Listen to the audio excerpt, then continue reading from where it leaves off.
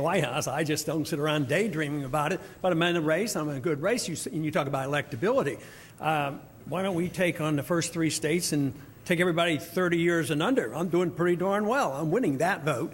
But what about if you compare my name to Obama? I do quite well, if not better, than the rest. So to say that there has only been three races and talk about not being electable, I think is a bit of a stretch. Matter of fact, the delegates haven't even been appointed in Iowa yet. And quite frankly, we have a pretty good chance of getting a good sum of those because of the organization. We only had a straw vote. I mean, this argument on who won, it was a straw vote. I mean, the delegates is what counts. So, but I do want to address the earlier discussion that you had about 1997. I had been out of Congress for 12 years, and I went back in 96 and arrived there in 97. It was chaotic, let me tell you.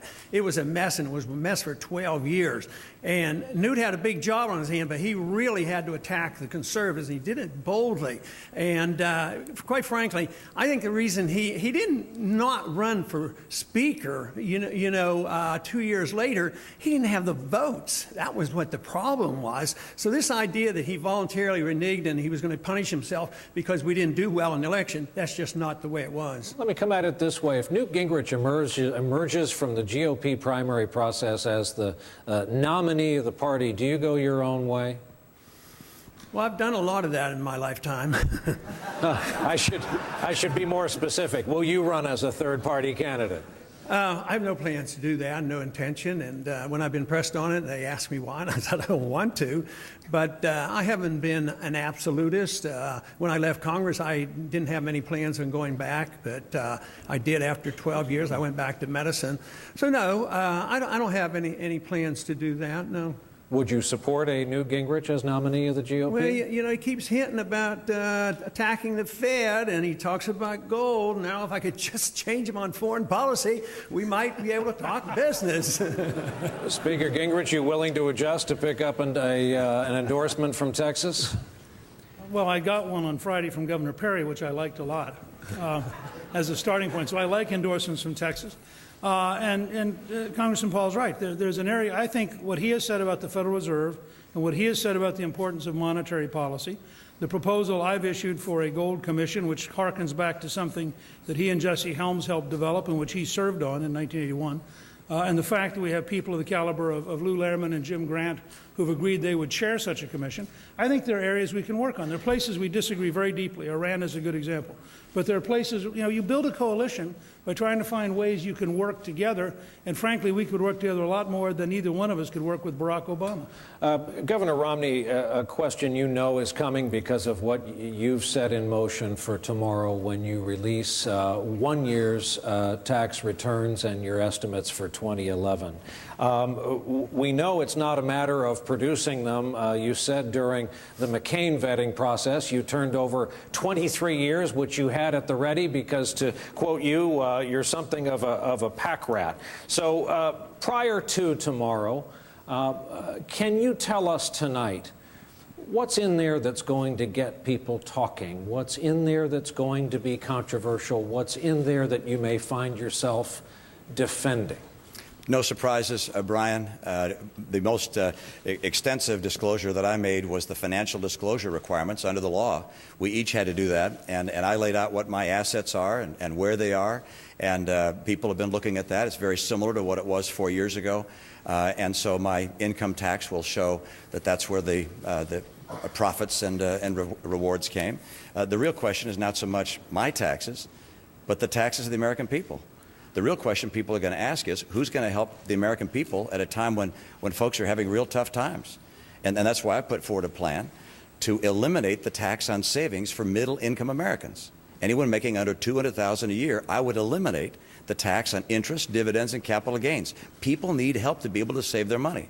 I'll also bring the corporate tax rate down to 25% as quickly as possible, and then begin a process of reshaping the entire tax code. It's far too complex, it's far too intrusive, it's far too great. I'd like to lower the rates, broaden the base, akin to what we saw in the Bowles-Simpson plan, which, by the way, the President commissioned and then simply brushed aside. We need to go back to that, get our rates down, and get a pro-growth tax policy in this country. So across this country tomorrow, when people learn the details of the tax return you release, and of course you'll be under pressure to release more years after that, nothing will stick out, nothing will emerge that'll be talked about by this time tomorrow night. Oh, I'm sure people will talk about it. I mean, you'll see my income, how much taxes I paid, how much I paid to charity. You'll see how complicated taxes can be, but I pay all the taxes that are legally required, and not a dollar more. I don't think you want someone as the candidate for president who pays more taxes than he owes. So I'll point out that that's the case. And will there be discussion? Sure. Will it be an article? Yeah. But is it entirely legal and fair? Absolutely. I'm proud of the fact that I pay a lot of taxes. And the fact is, there are a lot of people in this country that pay a lot of taxes. I'd like to see our tax rate come down and focus on growing the country, getting people back to work. That's our problem in this country right now. We got a lot of people out of work. Let's let them start paying taxes because they got jobs again. Speaker Gingrich, what will satisfy you? Look, first of all, I said the other day when he indicated he's going to release it, that was the right thing to do. It's actually a tradition his father started in 1967. I think it's the right thing to do. The biggest thing I think will be, and I think you indicated the other day that you paid something like a 15% marginal rate. My position is not to attack him for paying a 15% marginal rate.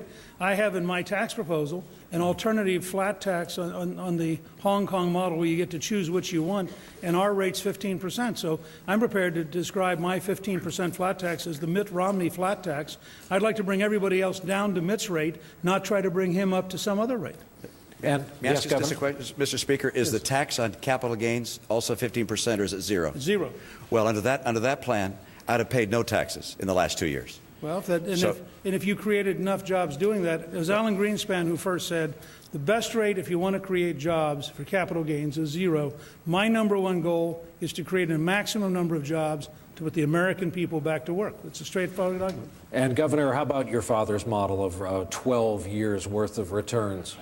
You know, I agree with my dad on a lot of things, but we also disagree.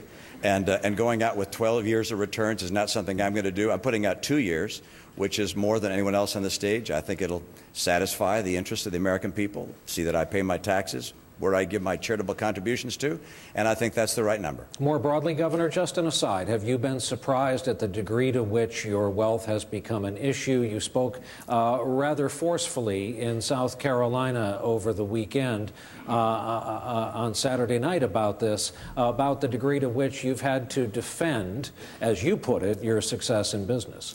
Yeah, I knew that was going to come from the Obama team. I understood that. We see that on the left. I was surprised to see people in the Republican Party pick up the weapons of the left and start using them to attack free enterprise. I think those weapons will be used against us. I think it's very unfortunate. I will not apologize for having been successful. I did not inherit what my wife and I have, nor did she. What we have, what I was able to build, I built the old-fashioned way, by earning it, by working hard. And I was proud of the fact that we helped create businesses that grew, that employed people. And these are not just high-end financial jobs. We helped start Staples, for instance. It employs 90,000 people. These are middle-income people. They're entry-level jobs, too. I'm proud of the fact that we help people around the country, Bright Horizons Children's Centers, the Sports Authority, Steel Dynamics, a new steel company. These employ people, middle-income people. And the nature of America is individuals pursuing their dreams don't make everyone else poorer. They help make us all better off. And so I'm not going to apologize for success or apologize for free enterprise. I believe free enterprise is one of the things that we have to reinvigorate in this country if we want to get people working again. Senator Santorum, Governor Romney has said, and he said it again tonight, he expected these attacks from the other side. He's been taking fire as he would from the Democrats, from the group on this stage. That means you, that includes you. I didn't mean to include... No, I have not. I have not fired at Governor Romney on his work at Bain Capital. In fact, I've been maybe unique in that regard that I haven't. I believe in capitalism. I believe in free markets. I believe Governor Romney can go out and earn whatever he can, and hopefully he creates jobs by earning that money and investing in companies. My only question with Governor Romney is that, you know, to be a great defender of capitalism and talk about the importance of capitalism, free markets, and in the case of Bain, constructive capitalism and destructive capitalism. My question to Governor Romney and to Speaker Gingrich, if you believe in capitalism that much, then why did you support the bailout of Wall Street, where you had an opportunity to allow destructive capitalism to work, to allow a failure of a system that needed to fail because people did things that in capitalism you pay a price. And we should have allowed those financial institutions to go through the bankruptcy process, and we would have had resulted not what we're seeing here in Florida with this lengthy recession/depression of a housing market. You would have seen the effects of what Governor Romney advocated for and advocates today at Bain Capital, which is allowing companies that do not do their job, cannot be competitive, make mistakes, to fail and pay the price instead of having government come in and prop them up. And Speaker Gingrich, just tonight, 2 hours ago, in fact, you released your 06 contract with Freddie Mac. We alluded to this earlier. Your company was paid $25,000 a month, $300,000 for the year, but it didn't provide a further explanation of services for Freddie Mac. Why 1 year's worth? Governor Romney today used the expression work product. He wants to see your work product, and the word lobbying's been thrown around, and you strongly disagree with that. Well, first of all, if you read the contract, and we can go back and check to get the other years, we had to work through the process of getting an approval because there was a confidentiality agreement. But if you read the contract, which we've posted, and the Center for Health Transformation had to get permission to post, it has very clearly, I was supposed to do consulting work. Now, the governor did consulting work for years. I've never suggested his consulting work was lobbying. So let me start right there. There's no place in the contract that provides for lobbying. I've never done any lobbying. Congressman J.C. Watts, who for 7 years was the head of the Freddie Mac Watch Committee, said flatly he has never been approached by me. The fact is that Congressman Rick Lazio, who was chairman of the Housing Subcommittee, said he has never been approached by me. And the only report in the newspaper was in the New York Times in July of 2008, which said, I told the House Republicans they should vote no, not give Freddie Mac any money because it needed to be reformed. So you never peddled influence as he described tonight? You never peddled influence as Governor Romney accused you of tonight? You know, there's a point in this process where it gets unnecessarily personal and nasty, and that's sad. The fact is, I've had a very long career of trying to represent the people of Georgia, and as Speaker, the people of the United States. I think it's pretty clear to say that I have never, ever gone and done any lobbying. In fact, we brought in an expert on lobbying law and trained all of our staff, and that expert is prepared to testify that he was brought in to say, here is how the bright line between what you can do as a citizen and what you do as a lobbyist. And we consistently, for 12 years, running 4 small businesses, stayed away from lobbying precisely because I thought this kind of defamatory and factually false charge would be made. Well, Mr. Speaker, you were on this stage at a prior debate. You said you were paid $300,000 by Freddie Mac as an historian. They don't pay people $25,000 a month for 6 years as historians. That adds up to about $1.6 million. They weren't hiring you as an historian, and this contract proves that you were not a historian. You were a consultant. It doesn't say that you provided historical experience. It said that you were as a consultant, and you were hired by the chief lobbyist of Freddie Mac, not the CEO, not the head of public affairs, by the chief lobbyist of Freddie Mac. You also spoke publicly in favor of these GSEs, these government-sponsored entities, at a very time when Freddie Mac was getting America in a position where we'd have a massive housing collapse. You could have spoken out aggressively. You could have spoken out in a way to say, these guys are wrong, this needs to end. But instead, you were being paid by them. You were making over $1 million. At the same time, people in Florida were being hurt by millions of dollars. This is a good example, though. As a businessman, you know that the gross revenue of Bain wasn't your personal income. We had a company. The company had 3 offices. The company was being paid. My share annually was about $35,000 a year. And the fact is, I offered strategic advice, largely based on my knowledge of history, including the history of Washington. Government-sponsored enterprises include, for example, telephone cooperatives, rural electric cooperatives, federal credit unions. There are many different kinds of government-sponsored enterprises, and many of them have done very good things. And in the early years, before some people, particularly Jim Johnson and other Democrats, began to change the model, you could make a pretty good argument that in the early years, those housing institutions were responsible for a lot of people getting a lot of good housing. There's no question about that, but we're talking about one. We're talking about Freddie Mac.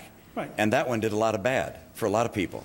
and you were working there, making over $1 million for your entities controlled and okay, owned as by long as we you. agree for the entities. Owned by you. I don't know whether 100% owned by you, but I presume owned by you, over $1.6 million, and you said it was 300,000. It was $1.6 million.